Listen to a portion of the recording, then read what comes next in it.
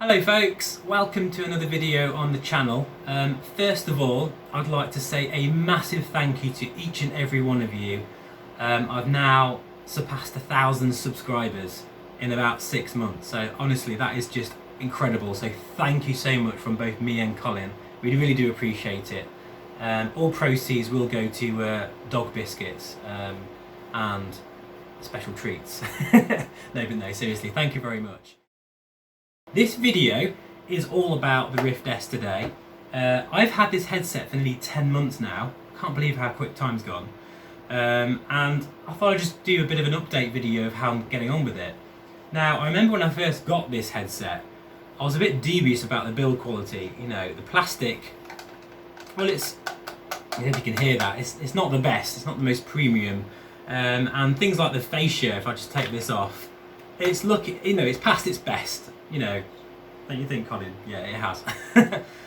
So I don't know, I think maybe I could do with just adding a few more updates to this headset myself, you know, like the speakers that you can fit onto the strap, or maybe a new fascia from VR Covers. So I might do that soon. But apart from that, you know, the core of the headset has been pretty good.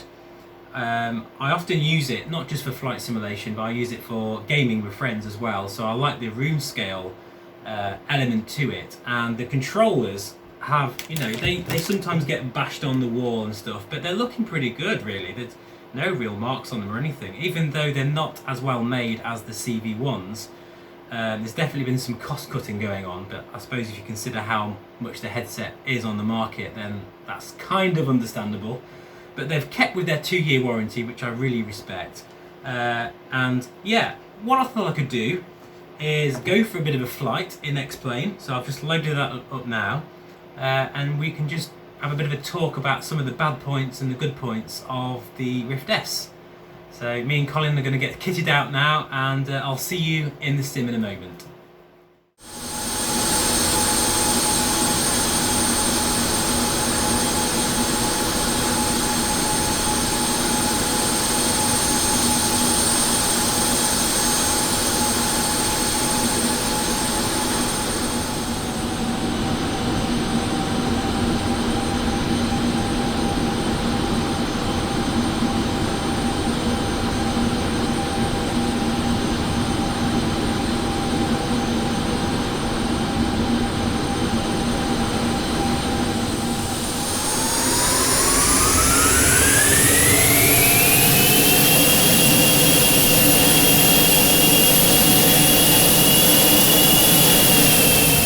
Hey guys, hopefully you can hear me okay. Sometimes when I'm filming in the Rift S, the sound can be a little bit dodgy. Okay, V1, V2, rotate. We're just taking off out of Southampton, bound for Leeds Bradford. The day is a lot nicer. I did this flight yesterday and it was horrendous weather. 30 to 40 knots wind, in fact actually more like 50 knots in places. It was just horrible. I'm currently flying in pre-Vulcan, so I'm not sure when this video will come out. I'll try and get it out as quick as I can, but this is currently 11.41 in case you're wondering. So we'll just climb out on our heading and we can just have a chat about the Rift S. In case you're wondering, this is the Carenado Premier. Fantastic bizjet, really nice. Reminds me of the Hawker 900 XP that I flew in. And I keep meaning to take those textures off, those transparent textures. I think they look pretty crap. I like them off, but I keep forgetting. Anyway, right, so let's put the autopilot on and have a chat. Excuse me. Right, autopilot on, nav mode. See, we'll climb out at 190 knots, and it's as simple as that. So yeah, the Rift S, it's quite honestly a fantastic headset. So if that's all you need to know, you can stop the video right now, and that's it, job done. But yeah, no, honestly, why have I got a Rift S when I've got a Reverb? I think many of you wonder that quite a lot. And to be honest, it's such a fantastic headset. I could not be without both. And really, if I've said this quite a few times actually, and this is always a surprise to many, if I was solely using X-Plane 11 and no other simulator, I would probably get rid of the Reverb and just continue with the Rift S. And that is simply because this little gem right down here, this is a big deal, guys. This OVR tool, make it massive so you can see it. This tool, which can be found in the org site, is a game changer. You can change your super sampling on the fly, pardon the pun. At the moment I've got it set to 1.7. And this is the big thing here, asynchronous spacewarp. Sounds ridiculous, like it's something out of Star Trek, but it is a thing. And it makes your Rift S smooth as butter. Now, at the time of this video, as I've said, Vulcan has not arrived yet. So most of the time, if I do fly an X-Plane, I'm in the Rift S because it can handle those frame rate, the lower frame rate, perfectly. I can be down. At the moment, I'm locked at 26, 27 frames per second. So that means that for every, I think I get for every 1 frame, I get 3 frames pre-rendered. Now, I'm no techie, so I've probably got that wrong. But whatever it is, whatever magic it does, it means I can look outside now, and the view is spectacular and completely stutter-free, completely smooth. Well, I say stutter-free, apart from X-Plane, but in terms of the actual headset motion, it is beautifully smooth, and that does look fantastic down there. It really does. So that is a huge point for the Rift S. You know, the fact that you have this OVR tool and you can adjust whatever frame rate you're hitting. So there's some areas that I won't even be able to hit 27 frames at the moment, pre-Vulcan, in which case I'll click it to auto mode, and then we're down to 20 frames per second. If I was 20 frames per second in the Reverb, it would be not much fun. I mean, it would be flyable, but it wouldn't be great. Particularly when you turn, you can see ghosting and stuttering, because basically ASW does not work. In the Reverb, it's 45 frames per second or no cigar, basically. So you've got to reach that higher frame rate. So that is a massive plus for the Rift S, in my opinion. And it's why I've still got one. Well, one of the reasons. The other reason is not to do with flight simulation at all. It's because I love to enjoy some of the latest VR titles out there. And there really are some incredible titles out there now, like Asgard's Wrath, Stormland, Half-Life is coming, but obviously this isn't more to do with flight simulation, I appreciate, but that is just one of the many reasons why I own a Rift S. So what about the resolution? Now, of course, that is its Achilles heel, I suppose. Well, one of its Achilles heels. Unfortunately, if I went down to its native resolution, which would be 0 on this display here, which I'm not going to do, it's pretty awful. It's basically the same. Oh, that's our call out there. 1,000 to go. It's basically the same resolution as the old CV1, pretty much anyway. Not completely, but it's about there, and it's pretty awful. You have to super sample it to get the best out of it, and that is the big thing. If resolution is so important to you, like it is me, then you're better off with a different headset. So it is one of its sort of, I wouldn't say bad points, because the thing is, it's an LCD RGB stripe format. So basically for every pixel that's displayed in the headset, you get 3 subpixels. That makes a massive difference to what you can see in a headset, and for all intents and purposes, it's pretty damn sharp. It's not Reverb sharp, of course, but it's, you could get away with it. I think really what I'm trying to say here is the Rift S is the ultimate all-rounder. It is the best all-round headset out there. You can play all the titles that you want, AA VR titles if you so desire, but you can also jump into X-Plane and have a really smooth experience. Now, also there's another big deal here. These controllers are absolutely class leading. They are fantastic. They fit, I mean, I've got quite big hands, but they fit in your hand perfectly. In fact, I often find myself just kind of having it in the hand, you know. Be careful what I'm saying here, it sounds dodgy. Having the controller in my hand for the entire flight, and oh yeah, I didn't realise I've just left it in the hand, because it's just so comfortable. It fits perfectly, unlike the Windows Mixed Reality controls, which they're not terrible, you know, but they're not as good as the Rift S controllers. Nothing much is. Maybe the index controllers are, but for me, I don't like something attached to my hand, so I like to be able to put it down, because sometimes I do like to use the mouse, you know, as well. Right, let's just have a break from my annoying voice for a moment and go outside for some amazing views of this True Earth Orbex style UK scenery.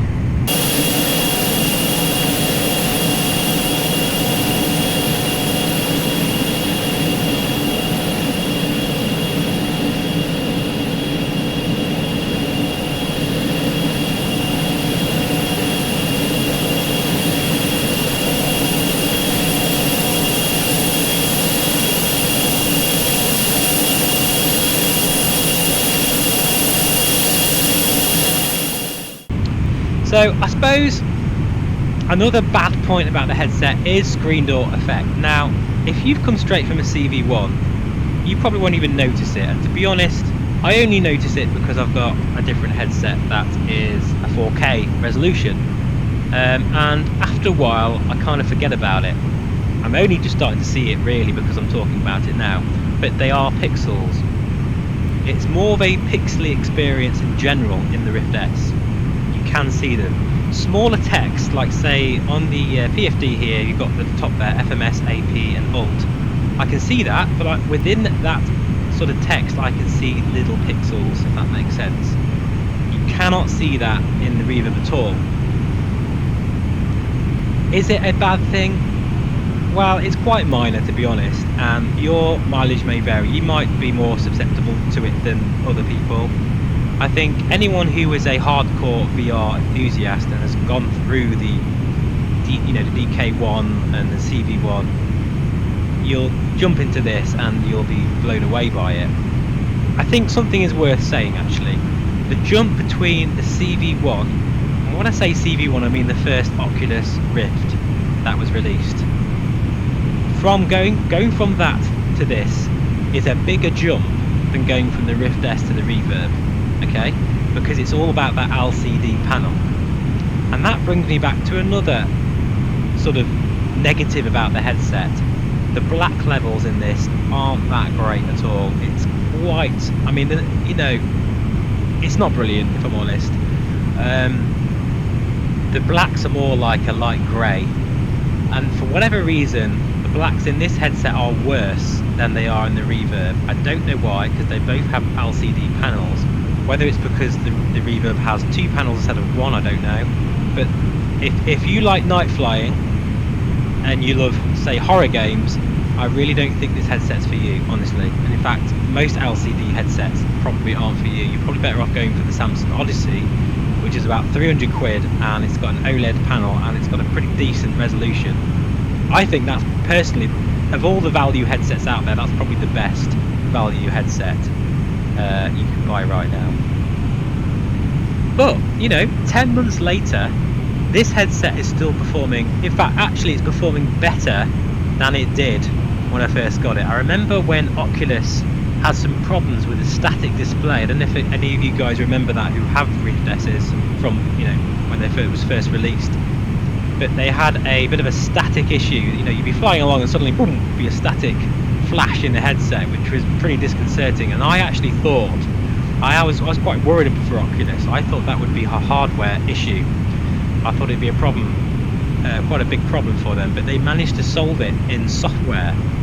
Now if you think of the HT Cosmos, they've been trying to solve the tracking issues of the controllers for some time now, and I think pretty much they're stuffed. I think it's this hardware issue, to be honest. There's only so much you can fix with the software update. So yeah, if you haven't bought one already, guys, do not buy the HTC Cosmos. I don't think it's a very good value headset right now, personally. So yeah, if we could sum up, great points about the Rift S. this beautiful thing here, the asynchronous time warp, which is very smooth. The controllers and tracking are really, really good. I mean, class leading for you know, inside out tracking is fantastic. The software itself, very slick, and you've got access to all the Oculus content, which I think is great. What else? I think the lenses are fantastic in this. You get no mirror. You do get a little bit in the Reverb. It's absolutely crystal clear lenses. If Oculus made a 4K headset, it would be by far better than any other 4K headset out there. So, you know, that's something to think about, really. I really hope one day we'll see something like that. What else is good about this headset? And of course, I suppose the longevity of it. It's got a 2-year warranty, which is, I've got a massive respect for Oculus for doing that.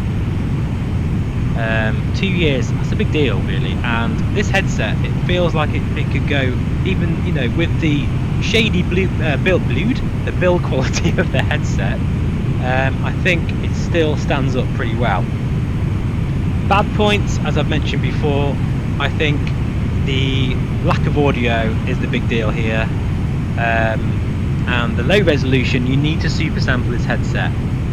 And the ironic thing is, super sampling this headset is more taxing to your computer than the Reverb.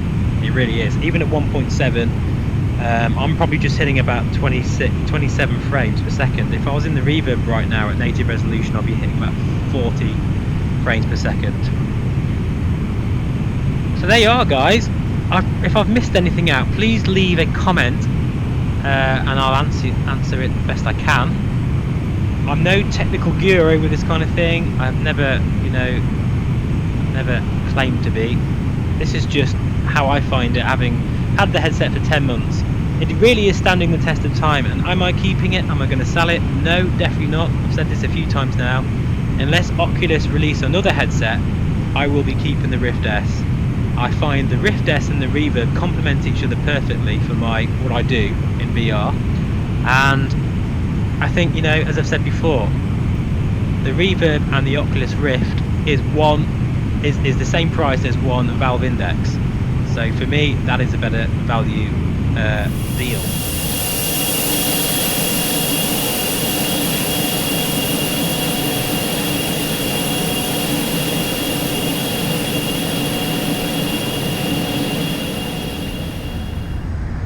Okay, right, we're now descending. We're 13 minutes out, and we're just making sure that we are not busting our 250 knot speed, ready for when we hit 10,000 feet. So yeah, I mean, really, it's one of those things that if I was to recommend any VR headset to you guys, it depends on your usage and what you do with it. VR is so personal, it's such a personal thing, and it's very much down to your physical shape in terms of, you know, your IPD.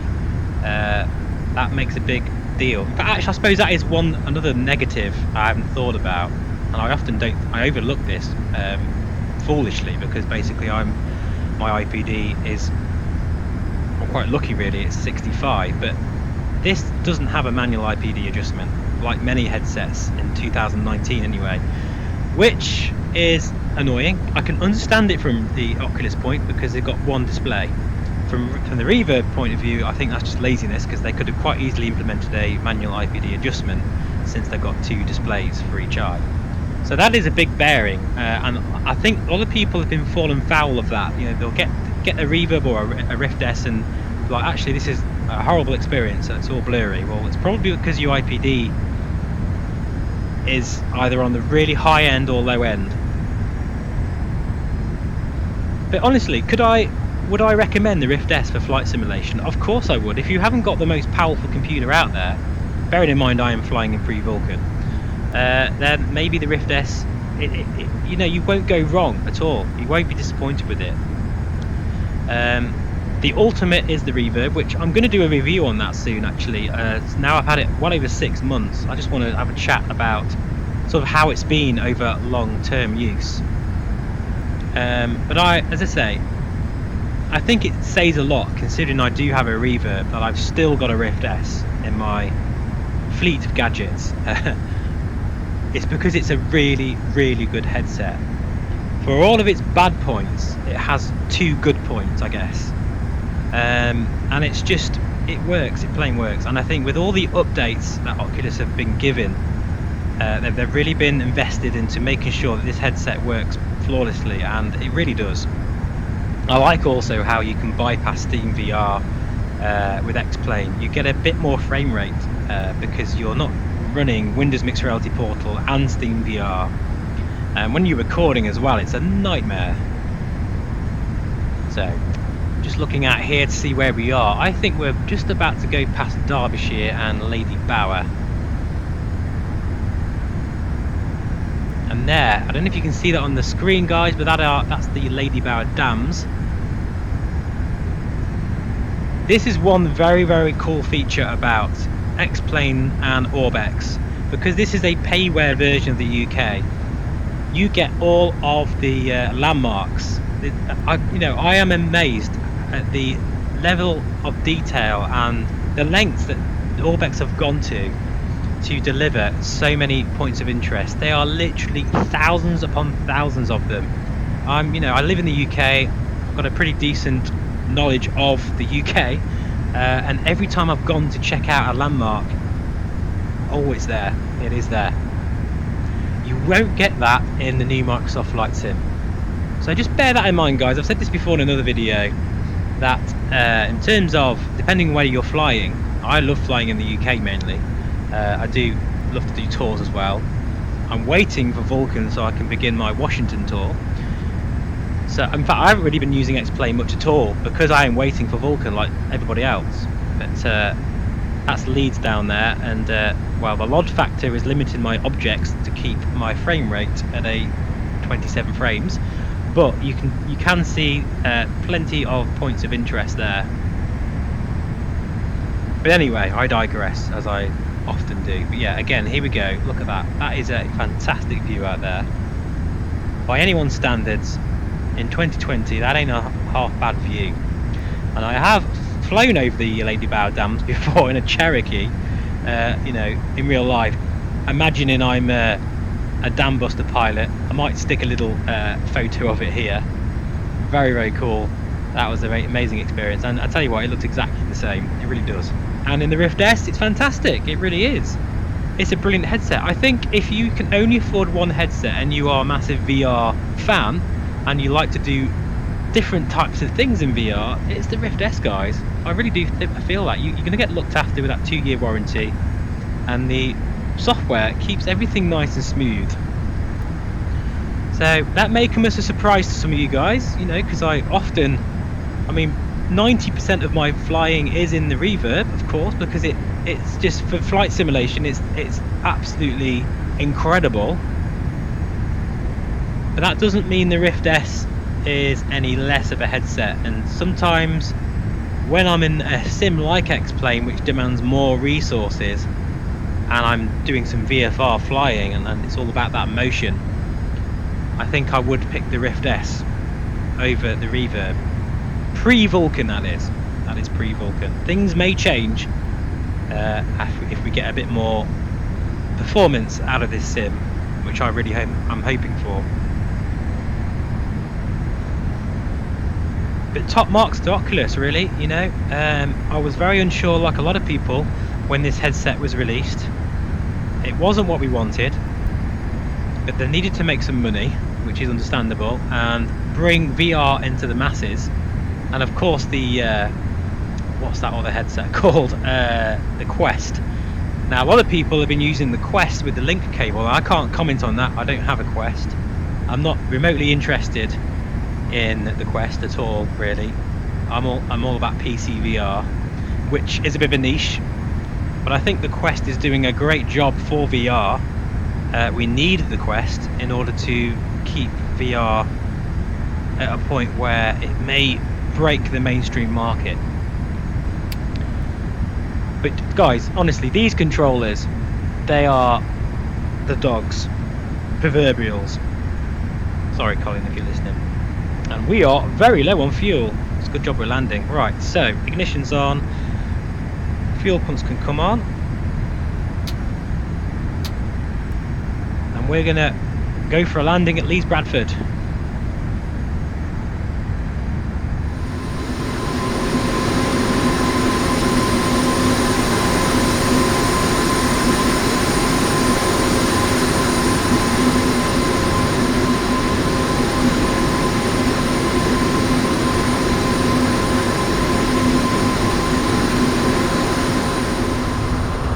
So for instance, right now guys, I can't see the PAPI lights still, even this I'm quite close now to the airport. I would be able to see that in the Reverb. I just wish the Reverb had the asynchronous time warp that the Oculus software has. Then it would be absolutely perfect. And I probably wouldn't need two headsets. Some nice resolution scenery there for the airport boundary. We are a little below the glide slope, that's okay, we're actually a bit quick, so we need to bleed off some speed here. Do be trimming up a bit. Now, say the runway at Leeds Bradford is very slopey, so we need to be aware of that. See, right now this is so smooth, so nice. A little bit of a crosswind, we should be able to nicely get, there we go. Okay, so fuel dump, not fuel dump, sorry, lap dump. Welcome guys to Leeds Bradford, and as I say, I hope that this rambling little video of the Rift S 10 months later is of any use at all. As I say, it's been a huge success for me in terms of how good the headset's been. I'm very, very pleased with it. I'm very pleased I bought both the Rift S and the Reverb. I think many people have bought the Valve Index and are having issues with the controllers, and you know, you don't get an amazing resolution with the headset. You do get a bit of a decent field of view, but it's not massively huge, and I've heard reports that it's, you know, it's not really a massive feature of the headset anyway. I'll never get bored of the scenery, absolutely fantastic. My voice is going, goodness me, I must have been talking quite a lot.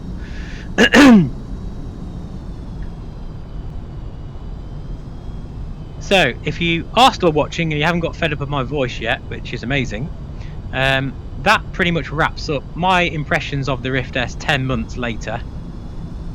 I think it's a fabulous headset, it really is. I love the Rift S, and I've got no intentions of getting rid of it at this stage.